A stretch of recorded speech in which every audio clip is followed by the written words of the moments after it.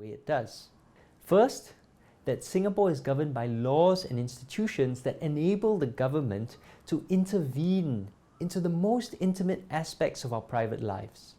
And second, the government actively sends the message that criticizing or opposing the government will lead to retribution. And this creates an environment of fear. And by the mid-1970s, Singapore needed new ideas about how to make the country grow. And when the PAP tried to introduce new policies to meet these challenges, including a new economic plan and reforms to the key pillars of housing, education, healthcare, and pensions, they were huge disasters. And Lee Kuan Yew was really angry about this.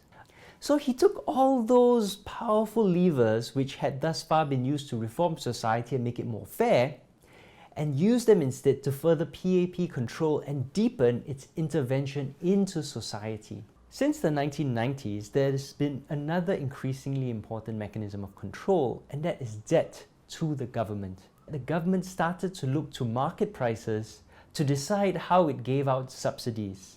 And also, instead of paying things from a central pot made up of all our taxes, it started shifting the burden onto individual savings.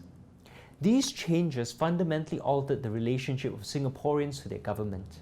Taxes are lower, but the costs of your housing, healthcare, education, and others are much higher. And you feel it directly because you are exposed directly to them.